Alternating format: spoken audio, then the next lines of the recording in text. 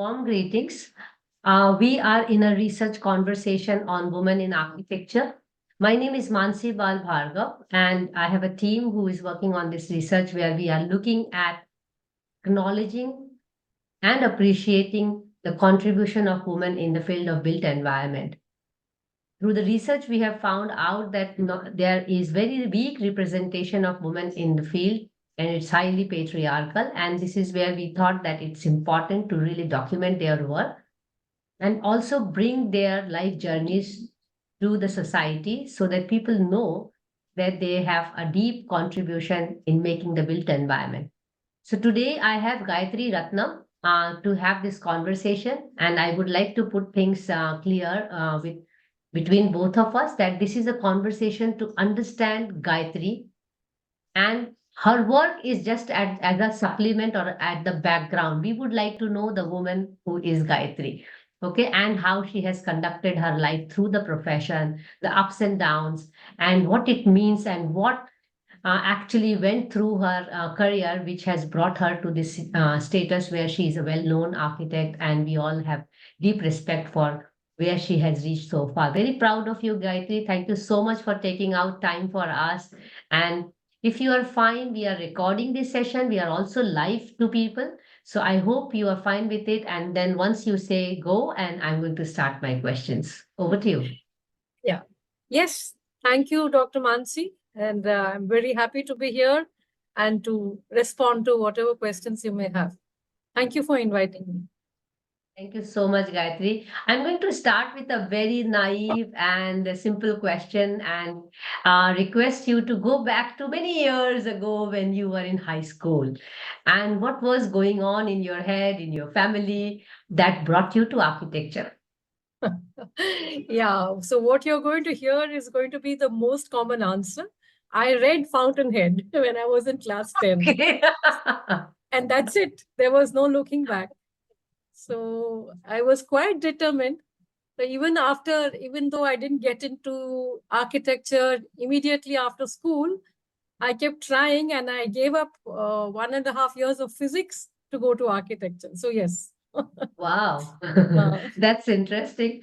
And was there anything about being girl in the house or something like that? Or it was just like, you were raised in a situation where you didn't realize that whether it is a field for girls or for boys, or it is just gender less. Yeah, I was very fortunate. We are three sisters. We don't have a Okay. brother. And I had a very, very forward looking father who, in fact, on the contrary, made us feel that we were equal to boys at any time. Interesting. See, when I'm doing this research, I'm also trying to reflect upon my own life because it's a very passionate project for me. And I feel so resemblance with four sisters and parents who are like all out to really get us the best in life. So wonderful. So when you got into architecture, and I am aware, and I'm sure you are going to resonate the same, that actually in university and especially in discipline like architecture, there is not much discrimination between being a woman or man. Teachers have treated us almost equal. And many a times when I'm interacting with our fellow girls, I found that girls did much better in the classrooms than the boys. And I would like to know your experience during your bachelor's as well as your master's, and how were things, and were you made to realize the difference between being a girl child or a woman, or was it just school? And did you realize sometime during studies that it is different to be woman in the field? Hmm. Well, I studied in engineering college, Trivandrum.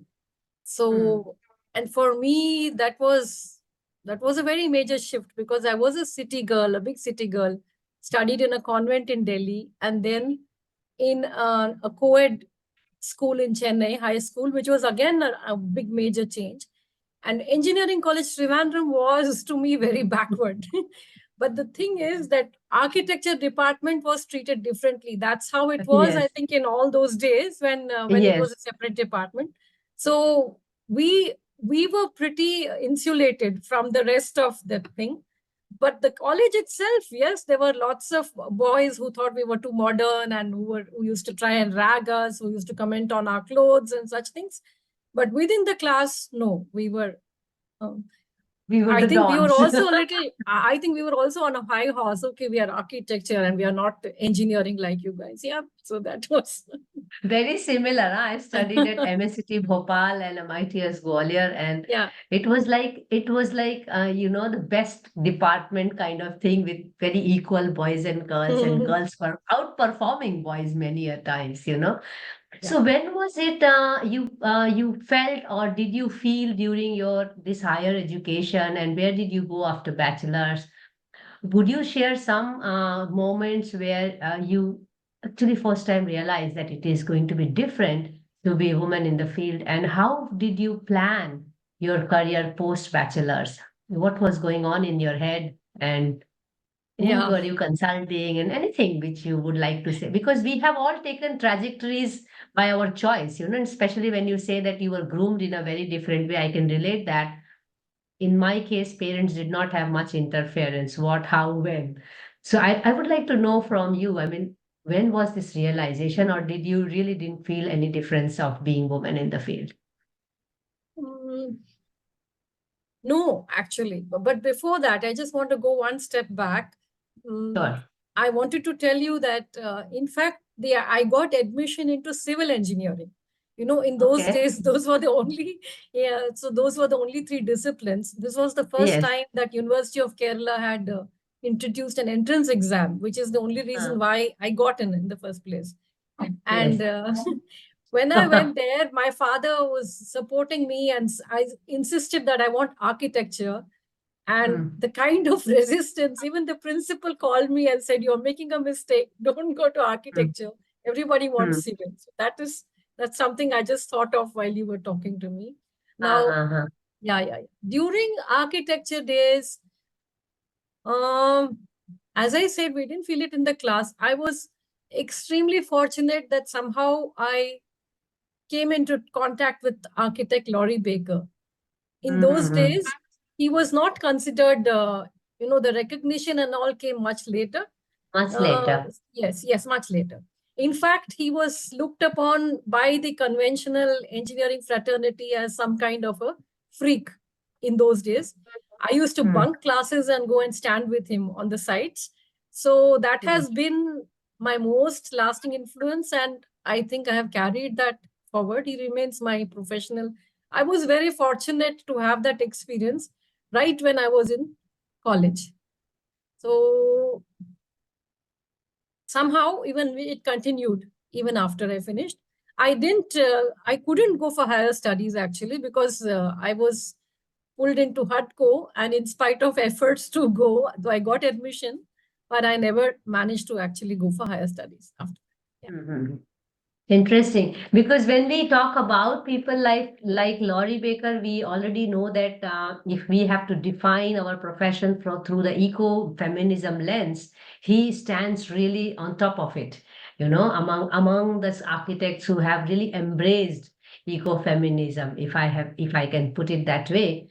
So I'm very lucky to be to have him as mentor. I mean, for that matter, and that already starts telling us how your life must have been shaped after having stood by him and working with him. I would like to know how did you take things from there when you left your college and also started working? I know you are still involved with Costford, but what was it going, and what kind of life-changing decisions you made Hmm. in your early career, and that shapes you today? Yeah.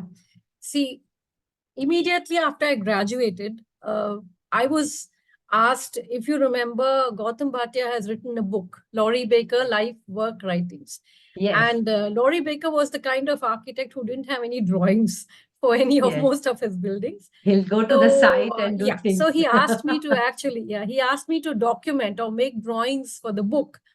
And I think it was just providence because that meant that I interacted with daddy a lot. In fact, that only gave me my love for architecture. I must describe to you that he would give me these little cards with sketches. Those would tell me the location of the houses, because and with those it was like a little map, and you had to go and come upon that house by choice, and somehow all those things were what made, I thought this is the best kind of architecture, and whatever I want to do needs to be like this. So that's yeah. It's like flowing, it's flowing. Yes, and very organic, very organic. Absolutely. And I was very thrilled because he had actually said I could go and work with him. And that was all set. But then there was this big conference which was hosted by HUDCO. And somehow the people in HUDCO, I probably made some noise. I was doing a thesis on mud architecture. At that time, I'm talking about 87, which was at that time, it was not at all popular. So they kind of noticed, and they came to Laurie Baker and they said, we want this person. And that is how I came to Housing and Urban Development Corporation. Yeah. So it must have been a major shift for you to really move from this vernacular micro scale detailing of architecture to go to a macro scale, looking at planning, looking at policies, looking at these things. And I'm sure by that age, being a woman, there were several changes also coming in your personal life. So I would like to understand from you, how were you really taking things professionally, because it was a big transition. So your first major decision, I think, in life is already working with Laurie Baker, but this probably was more life changing for you because you were shifting gears for good, I'm sure. But how was it to live that time when you have to professionally change your, gears and way of working and scale? And at the same time, I would like to know, was there transition also in your personal life? You must have been, going through some change in personal life, marriage, this, that. Let us talk about it. Yeah. That's an age for all women, so we can't escape that. Yes. I had a very long 5-year courtship with one of my college, and college fellow engineers, and I married him in 1991. And initially, I was very, very reluctant about HUDCO. But then, you see, HUDCO also had this mission for transfer of appropriate construction technology, and I've been at the core of that. So even, in fact, I tried to run away from HUDCO several times. Seriously? Yes. And was it more professional or personal reasons? No, professional, because I wanted to. That's what, you were transiting from these micro details and organic and, that scale to So macro. it took me some time to settle down, definitely. And then when I saw that, okay, there is this mission and I can be part of it, in a bigger way. And in fact, I went back to my mentor. I went back to daddy. And by then he was unwell also. And he also said, please do this. So that is how I ended up, accepting that, okay, this is what I have to do in HUDCO. Also moved to Delhi at that time, 1991, and was there for the next 25 years. So how was it with this also changing of context and place and workload? How would you, and I can't imagine living in Delhi. I will be very honest on it.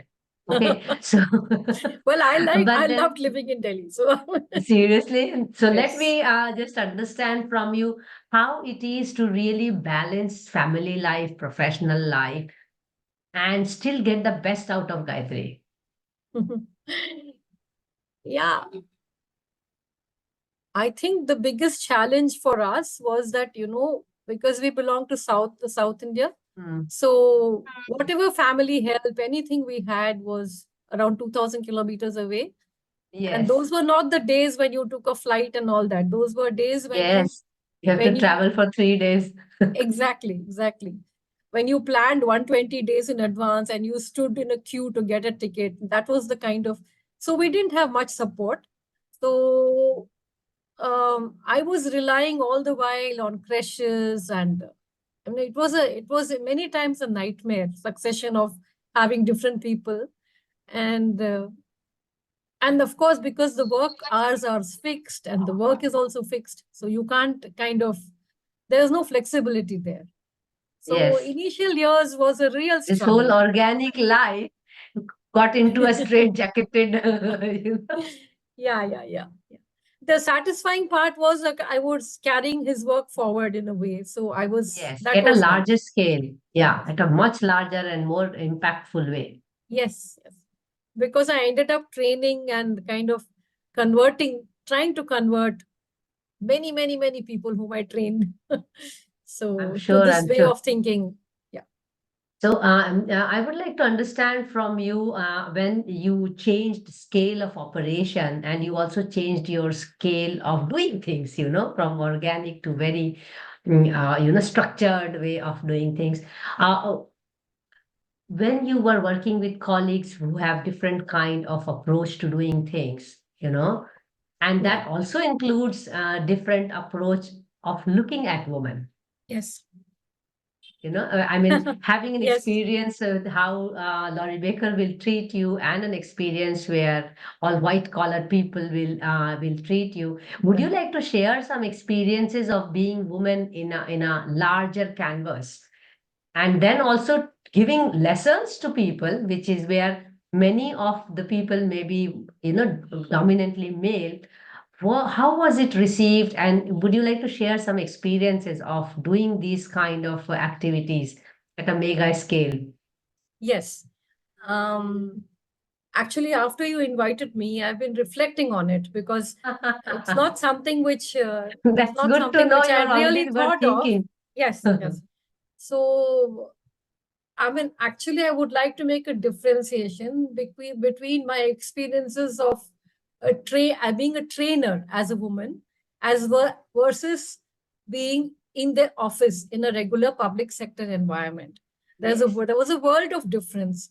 yes. In the public sector environment, unfortunately, there were so many people who were very patriarchal. They were, in fact, they had biases, but they were even not conscious of the bias. Very often I It was felt very that. natural. I think it Yes, is there. yes, It's very yes, natural. yes. I mean, to give examples, suppose, I mean, I did have, for example, a colleague who was heading the region, and he was by nature very, what should I say, very brusque, and, always rude. But I always noticed that it was more pronounced with women. And, so this kind of thing, Not I saying often thought. directly on face, but yes, Yes, yeah, yes. But I often thought he doesn't realize it. He doesn't realize that he's yeah, doing it's this kind natural. of thing. Hmm. Yes. And the other interesting experience is that, you see, because we are, of course, a large public sector, and it was Yeah, only after, the Vishaka committee, and when we had to, yes, only after that they started taking women's welfare and a little, and these kind of, yes, especially cases of misconduct in the office and all that, they started yes. taking it a little more seriously. More So there were very seriously. few instances where I was part of welfare committees, and there the experience was very different. I found that the senior women were having a conflict between being professional and between being women. See, they had to kind of, if they had to take a stand, they they were very reluctant. See, all of us were professionals. We were either engineers, architects. It's a techno financing institution.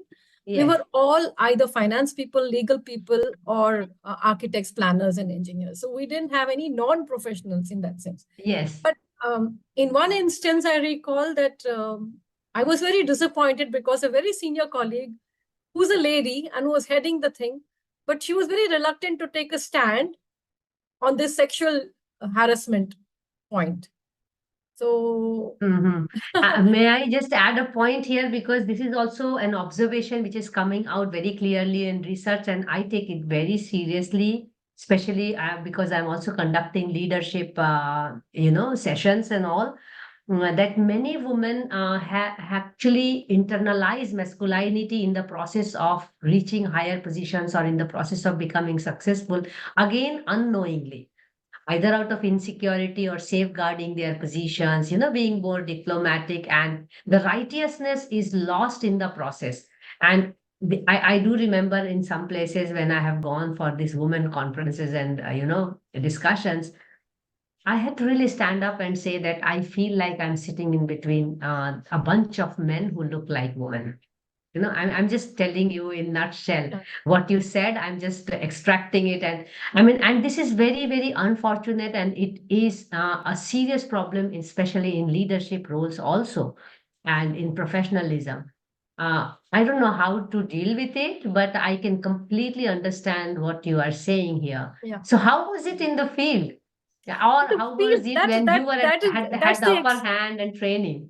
yeah, that's the exciting part. In the field, it was wonderful, absolutely wonderful. See, I might have trained over 300 people, engineers mostly.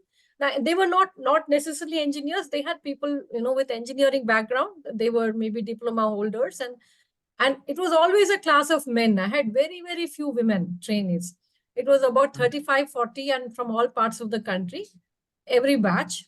The most common one which I ran was it was like a 2-week workshop where I would take them to the field, etc., etc. Mm. But everywhere it was so well received. I mean, I think a woman as a teacher, I think they kind of There's an acceptance. There yes, is an yes, yes. Now, after you That's asked also me, part of patriarchy, huh? oh, is it? I see. So Okay. because from childhood, from nursery, there is a general acceptance of parenting, caring, and caregiver. So much Acha. more acceptance for women as teachers, huh? Okay. I hadn't thought of Mm. it like that. I was just very happy.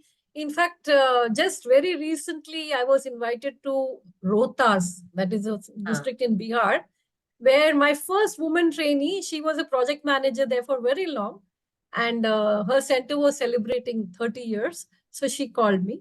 So ah. that was one of the rare instances. When I went there, all the masons still remember, and they still even, there was a much younger lady architect who was a research associate. They even remember her. They remember everything she taught them. I mean, this is after a gap of about 10, 15 years. So, Wow. yeah. And they make no difference though. They are very rural.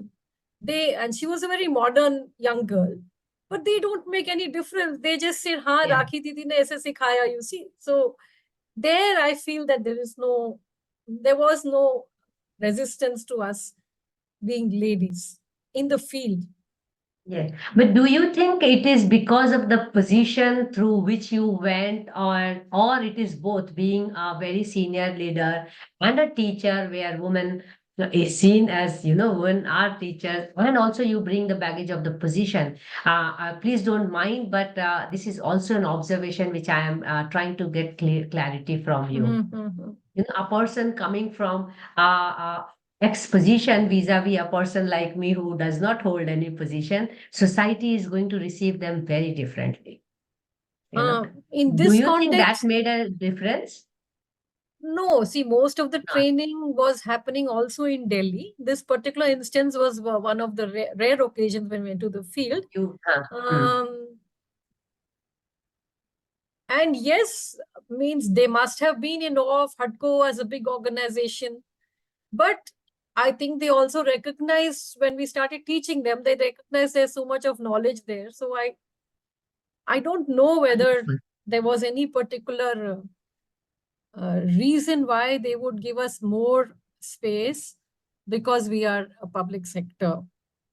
Sure, Of sure. course, we were bigger in the sense we could do arm twisting and stuff like that. So, Yeah, but I'm sure there were many moments when you may have realized that being a woman, I can do this, I cannot do this, and all. I would like to understand from you the physical and psychological aspects of being a woman in the field from your end. We were talking about how people receive, but Mhm. how were you looking at those things, and did it really occur in your head, or you were just okay, I have to do this work and just forget it, this and that. Because we have of course, men also have their ups and downs, but still, it is special in case of women. So, would you like to share some physical and psychological aspects when you felt for yourself? Come on. Uh, it's because we all suffer from superwoman syndrome as well, you know. Mm. I don't know about being a superwoman, but yes, one instance now that you see, I told you that I already got admission. In fact, I was admitted to IIT Delhi. Um, there was a direct PhD program. There was a Department of Humanities and Social Sciences, Wow. and I was very excited. I thought I can do this, and then I went for the classes, and I got a bit frightened because I had to do it on less money and thought I won't be able to manage. And by that time, I was also expecting my first baby. And so I decided, okay, this is more important. And I did not pursue.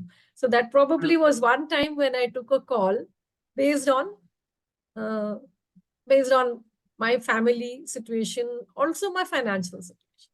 The two were Yeah. linked. Yeah, So because it is a responsibility of a woman to bear the child in the house. So and it has to happen at some point in time where rest of the things will be secondary and that has to be primary.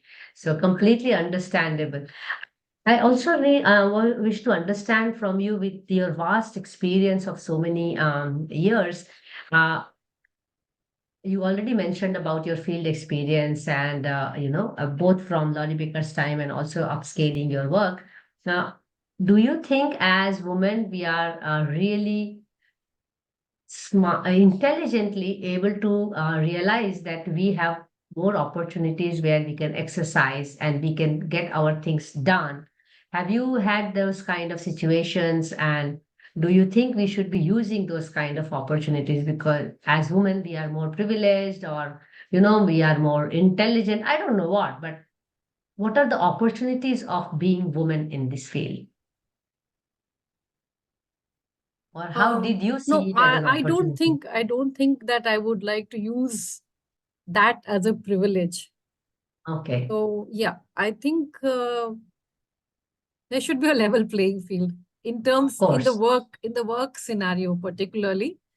And I have seen, I've been very uncomfortable when I see women colleagues around me using their situation, using themselves to advantage.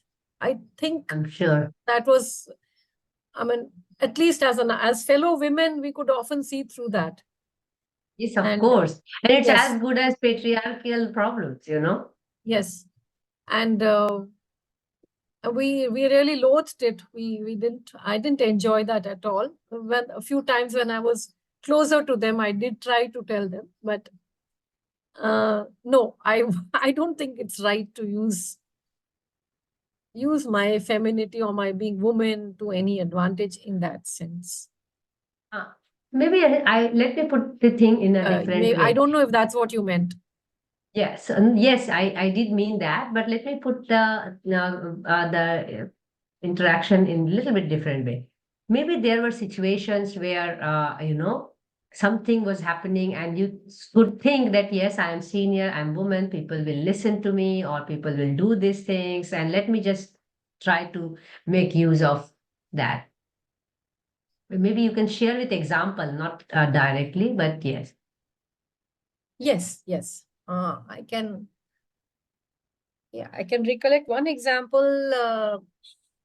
There was an instance of a colleague who would drink, a male colleague who would drink after work and everything, and he then uh, attack one of the tried to molest one of the sweeper ladies in the building. This was very long ago. I don't remember the details that clearly.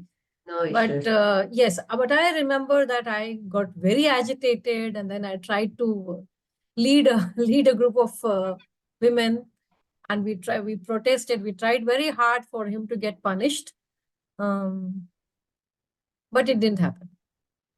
But you tried. That is more important. uh, Another Yes, because many instance, women yeah. don't even try, because you just mentioned that we tend to not get those sensibilities of our fellow women and that sisterhood, and because we are so busy with our own career, and we may ignore, we may pretend that there is an issue and just move on with our own life. So that's Yeah. important that you try. I also can recollect one more experience if I can Please. share it. This was very Yes. long ago when we were trainee officers. And this was, Mhm. I was in the city of Chennai. And I had a very, very dear colleague who came from a very small town, and she was an engineer. This was her first, this was all our first job because we were all trainee officers. Yes. And we had a very nice boss, but he was sometimes not sensitive to these kind of things. So Again, the natural patriarchy, no, I think though later on he said okay and he acknowledged that. So there was this. We had to go on inspection. You see, because our job was Mm, also financing housing projects, mm, and suddenly a requirement for an inspection came up, and my friend was asked to go by an overnight bus to another place in Tamil mm. Nadu. So, and she came out really pale, and I said, "What's the matter?" She said, "No, no, I have never gone alone in night bus, and my parents will, be very, worried." And so I thought about it, and yeah, I walked in to the boss, and I sort of told him, "Why don't you realize she's a small town girl? She hasn't gone, and you can't send her. She'll go by a morning bus." And he was like, so you are always doing this championing. So I said, no, you please understand her situation. It's the first time she's come to a big city. It's the first time, and she's been asked to go. She's as good as any of us, but why can't we just plan it so that she goes in the morning? So that's Or one more of us incident. go together. Huh? Or more Or of us another, go or together. somebody goes with her. Yes. Mm. So no, But later that on we itself, go ahead, later please go on ahead. it became, yes. So later on we kind of, I mean, she was very comfortable. Today she's in the US and working for the US government very happily. But that time, yeah, I was angry that he could not be sensitive to this issue. Yeah, I think it's a paradoxical situation because on one hand we are seeking equality, we want to be as professional. Unfortunately, the whole definition of being a good professional itself is masculine. The whole definition of being successful itself is masculine. I wish it was more humanized. That's my way of looking at it. I mean, I will feel why should even a man go in the night? Why? I mean, one has to rest to do work better, so these things are still there, and unfortunately we are often struggling to pace ourselves with the way men have designed the society, like late working hours, traveling in the night. So we feel that it is unsafe for women, but it is also unhealthy for everyone. We don't see things through those lenses and all. So that's a different discussion we can have around. Maybe I would like to gather a little bit more, response of people around you have seen you over the years. Maybe some examples of how they look up to you, as how you have traversed through this journey, and being a woman, how you have really found a way and gained so much of respect around. Maybe some anecdotes from people, how they reach you and now look up to you. Mm, It can be okay. from the field, from labor, from students, from colleagues, from family, anybody. Yes, see, for example, this Rohtas trip was because they wanted to felicitate me, because they said, okay, whatever we have done today is because you taught us. So they called me to their celebration of 30 years to kind of honor Mhm, me. So that was mhm. beautiful. And she was my first woman trainee. That was nice. And work has been acknowledged by a lot of people, both in government and donor agencies. So Some that is interesting satisfying. responses will be nice to hear. Yeah. I know it's a bit embarrassing to talk about oneself, but that's fine. You don't have to really push yourself to respond to that. Mm, I reached to almost the end, but I have an interesting question, and this is now a professional work related question and not about being woman.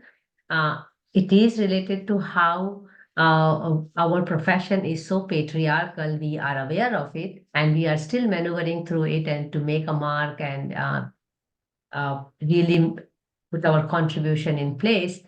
Uh, I would like you to imagine a situation, a hypothetical situation. Uh, because in college, as of today, there are in South India, especially, there are more women graduating than more boys. Yes. When we were studying, it was almost equal number of girls and boys, if I Yes. get it correct. Yeah. But when we look at the number who are practicing, you know, so the first myth busting which we have to do through this kind of research is that the whole perception of architect and woman architect is only for those who actually practice, you know. So we only call them architect those who are practicing. Those who are working in XYZ organizations, they are not seen as architects. I'm talking about general perception in the society. Yes. Those who are teaching in architecture are not considered architects. Yes. I remember when I was doing my initial recognition survey to start this research, and even today when I go to architecture schools for my lectures and public speaking, I often ask a question: name 5 women architects of the country. And I often get a very blank response with hardly 1 or 2 names, and and then full stop. So then I had to really make students and faculties realize that those who are teaching are also architects. Yeah. Why do we forget that? So even students can name their own teachers as architects, but they don't do that. So based on this background, my only professional related question is: imagine a situation if there were more women architects in the country, just flip the situation, who were doing all kinds of things and blah, blah, blah. And men were in minority, like we are in minority in terms of recognition. Maybe we are actually in same number in terms of practice and teaching, but in terms of identifying women as architects, it's very less number. Imagine this situation is flipped. More women, and it's almost like teaching, like general perception of teacher is a woman teacher. I would like you to imagine a situation in a society, if we achieve that or we arrive to that situation when there are more women and lesser men in the profession. What do you think will be a change in the built environment? How cities will look, how neighborhoods will look, how housings will look? What is your imagination on this? I would really not like that day to come, because I strongly believe in gender neutrality or equality. In fact, I would wish that in my lifetime we stop discussing gender and women at all, because the profession is gender neutral, it's genderless. I would really like to live that day, but I don't know whether it is going to come or not. But so let's go extremely opposite side and imagine a situation and a city, neighborhood, housing. Your views on that. It will require some imagination, and that's why this Yes. question is longer, huh? Because I wish to give you time to think and respond.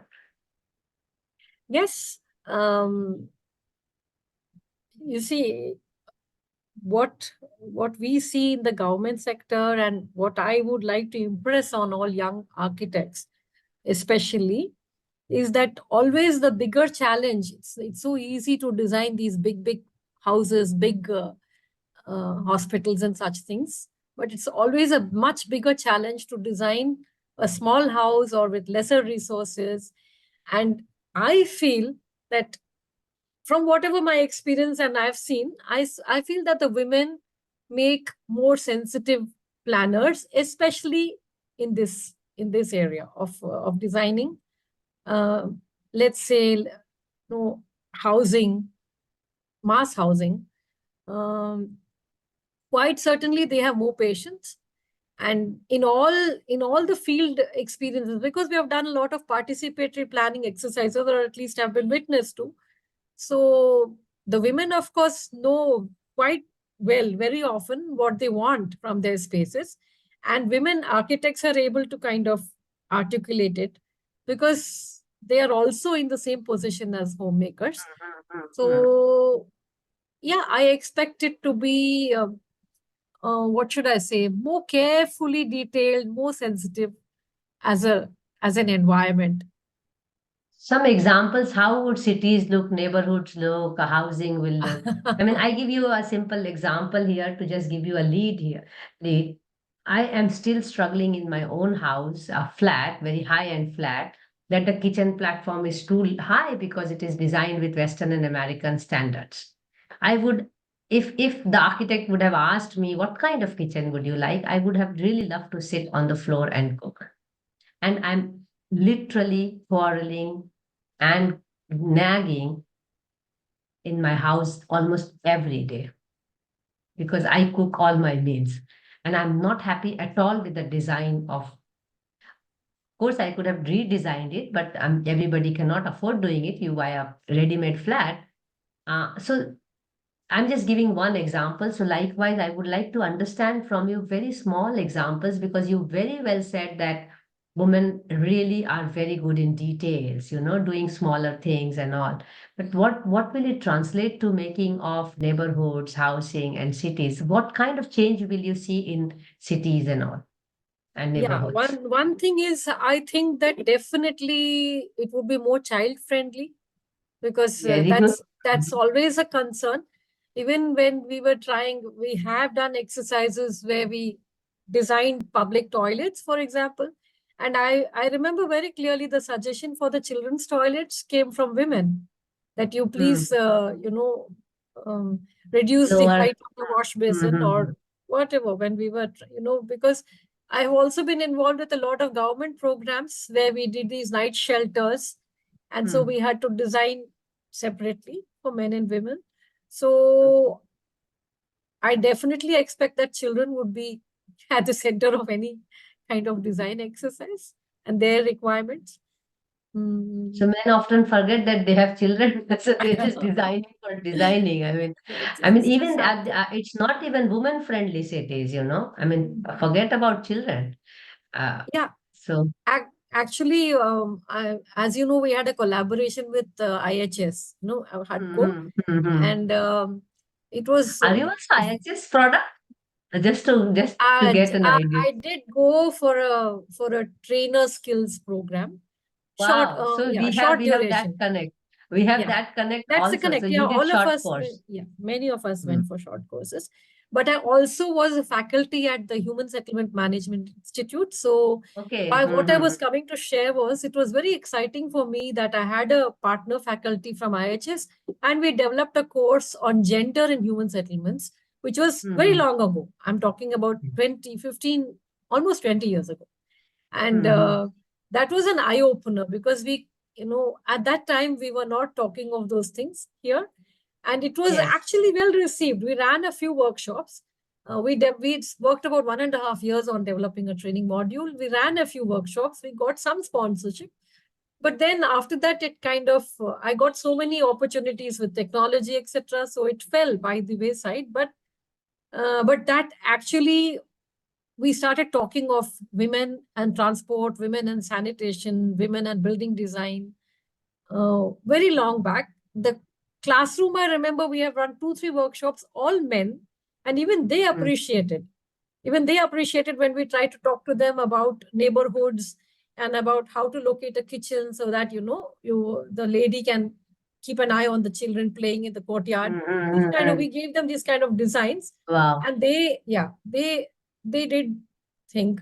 We also gave them examples of, say, slum housing doesn't have to be just boxes. Slum housing can be something which they can allow. It can allow some kind of personalization, and Mm-hmm. they did respond. In fact, i Mm-hmm. i wanted to share that I think that's been the best part of this, that when we started so many years back, we used to I remember standing in Hyderabad, Andhra Pradesh Primary Education Project, trying to Mm-hmm. convince uh, engineers to adopt what we call today, what is today very popular. We tried to Uh-huh. convince them to, and I could see the resistance, because they were such typical diehard PWD engineers. And from there, we have come to this stage where I think even the younger generation now, they think it's very common. It wasn't. It Mm. took years of effort. Yes, So, yes, and to absolutely. see that it is now at this stage, it's very rewarding. Now, if anybody can, there are a whole tribe of young people. So, Yes. uh, so that part is very satisfying. And there, did I feel any gender? Yes, particularly in that workshop, actually, because I was a trainee officer and I stood in front of this huge auditorium full of men, all public PWD engineers. And when I was talking, I could see that they were not at all impressed. I was very disappointed because I tried very hard. But after that, a colleague, because this was a collaboration, so there was somebody from the UK, a white gentleman, and when he made a presentation, I saw that they all listened. And I It's remember both, thinking, male and and white. I remember thinking, okay, just because I was a small trainee officer, and I remember thinking, all right, this guy is white and he's male, so they're listening. I said the same thing in a different way, but so yeah, so yes, But see, these are yes, subtleties where people like us who are sensitive, we do observe. Maybe we're not making a point out of it, but the idea of this research is really bring these things out. Because Mhm. if even if people are listening to it, they will know where are the nuances of and how can we bring a change Mhm. from this, I call it disease, by the way, a patriarchal disease. So, and it's with both men and women. It's not that only men practice patriarchy, even women practice patriarchy. And this is where we can, identify small incidents.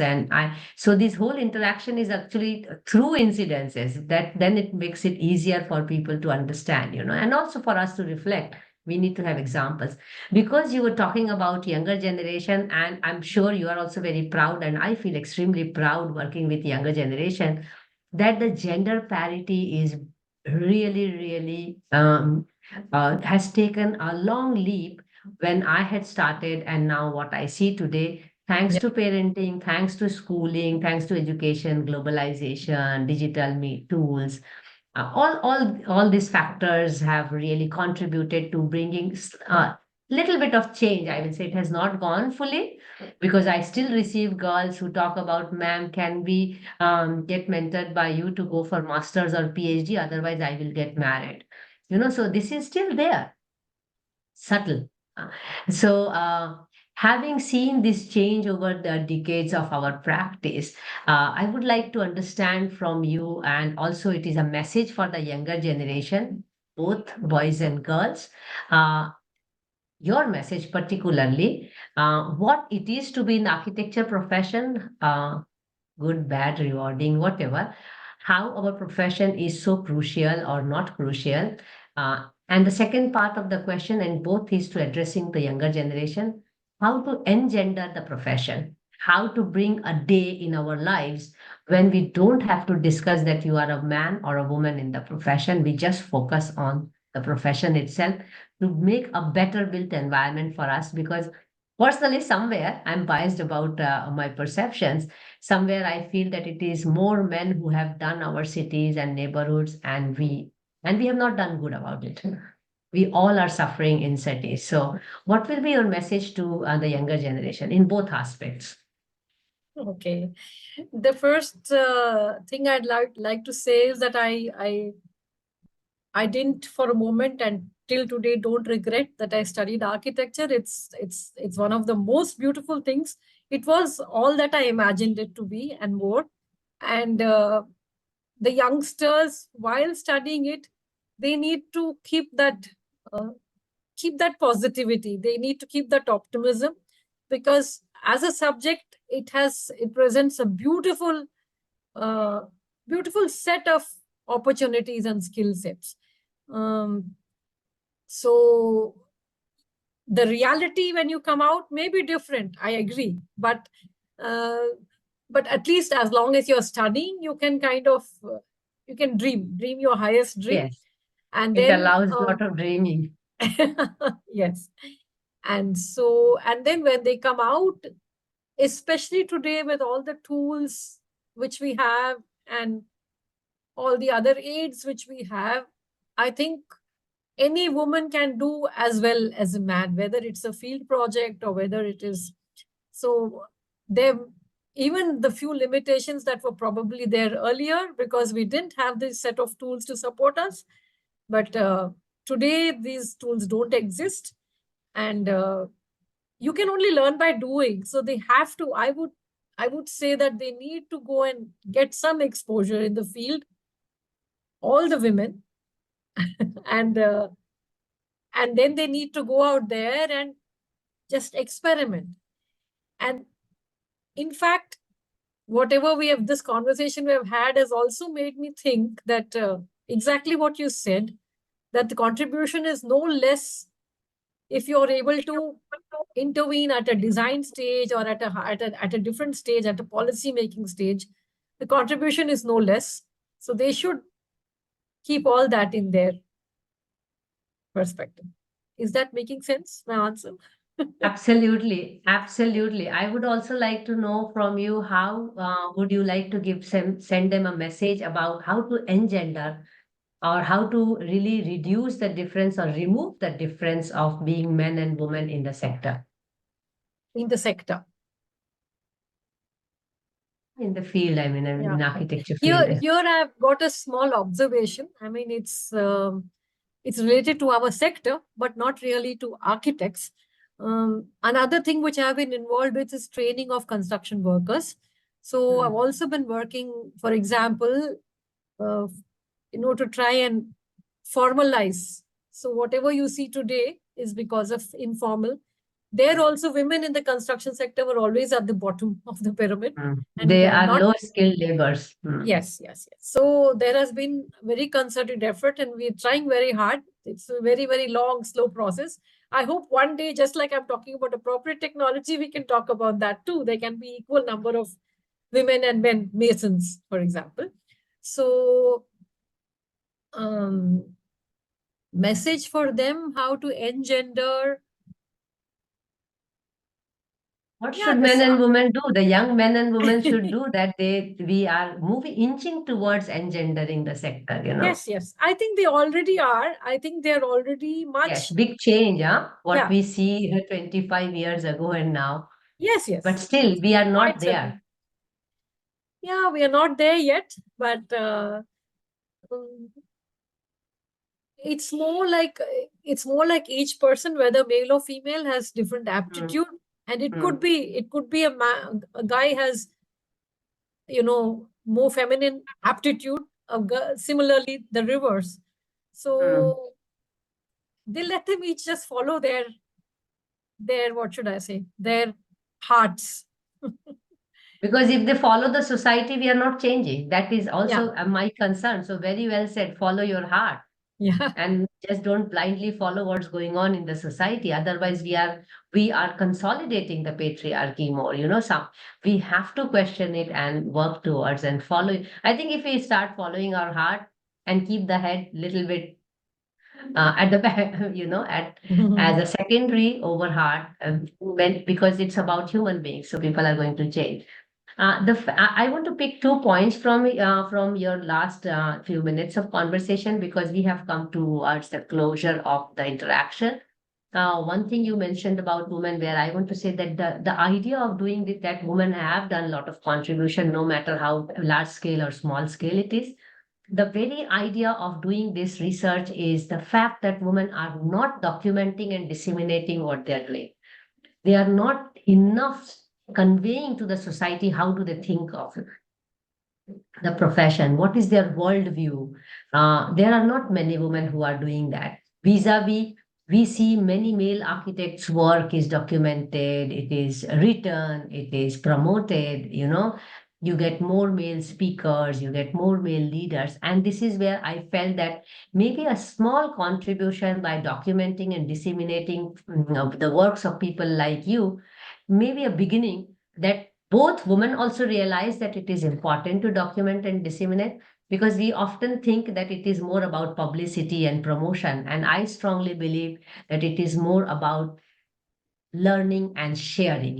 If students and younger generation don't come to know that here are these women who are doing this work, they will not know that women have contributed. And that's the whole essence of doing this research in women in architecture. Just to, it's because women are doing, it's just a matter of bringing it to the forefront and letting the society know that here are their contributions. Please reach out to them, talk to them, appreciate them, get them on board, and things like that. So I'm just giving you the essence of this work, and then coming to the younger generation. Yes, that things are blurring. And how can we engender? Just follow your heart. It is as at the moment you follow your heart, you forget which gender you are. You're just a human being, and be nice to others. But definitely, an extra effort is required both by men, young men, to consider their fellow women as equal partners in work. And for women, if they are not seen that way, they have to also raise their voice and make their presence felt. I may sound a bit activist at this point, but that is how it has to be. I mean, it's not about promoting oneself, but making yourself heard itself is a first step towards breaking that barrier. So that brings me to questions from my end. And now you have a little window of opportunity. If you have any questions for me, this is the time. Please ask me. Mm, yeah, I'm actually quite looking forward now to seeing the outcome of Yeah, your that's a very research common because question I'm hearing. Yeah. so because yeah, there must be so many varied experiences. And Yes, I think not absolutely. all of us, especially you were asking about the gender aspect in the office, and I think many of us are not very forthcoming about it, even though we do see these instances. Though I've always tried to champion, but I've Yes. found is that um, especially in a scenario where the senior executives, they always kind of come together and they protect themselves, and they don't and there's always the doubt or aspersion is cast on the female and Mm, not on the male. So mm, I this is not that there have been many, there have been some three four some very big instances, but mm. um, your calling me for this interaction has made me sit down and reflect.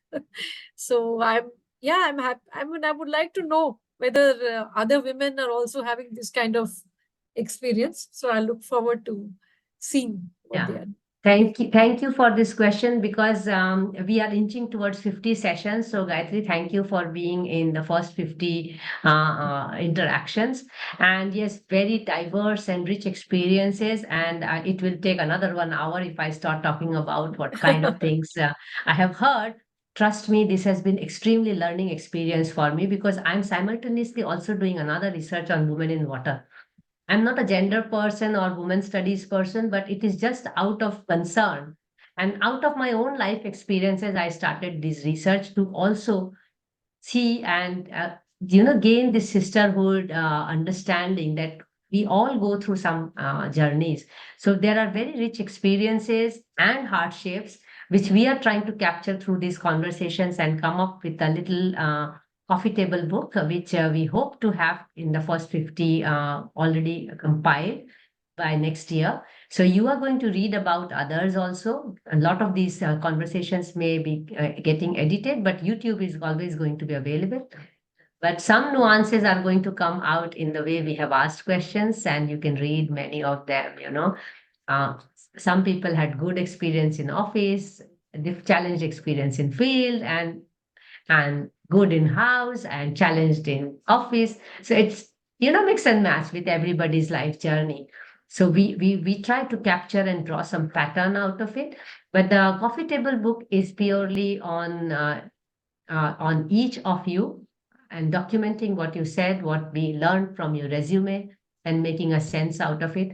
Because the essence is really to acknowledge and appreciate your presence in the field, in presence in the built environment. We call it architecture, but we want to expand it to built environment Yeah. in terms of essence, because my research also says that many women have deviated from hardcore architecture, and you may recall I was also talking about our perception of architect is only those who practice, and that also needs to be broken, and that is part of my writing, the philosophical and the introduction and conclusion part of it. that if I am not practicing and making buildings, that does not make me a lesser architect, if I'm teaching or if I'm doing. So these are the messages I would like to convey when I'm learning from all of you. And it has been extremely enriching experience for me, but I hope you also enjoyed this conversation, because you mentioned you were reflecting even before when you got the invitation. So I'm sure you enjoyed this conversation, and I really look forward to staying connected with you in other means also, and not only just for being women, but yes, we carry out the sisterhood together, but looking forward to more collaborations in professionally, in other ways as well. Thank you so much, Gayatri. Thank you so much for taking out time, and please take care, and we see each other soon outside this conversation. Thank you. Thank you very much for having me.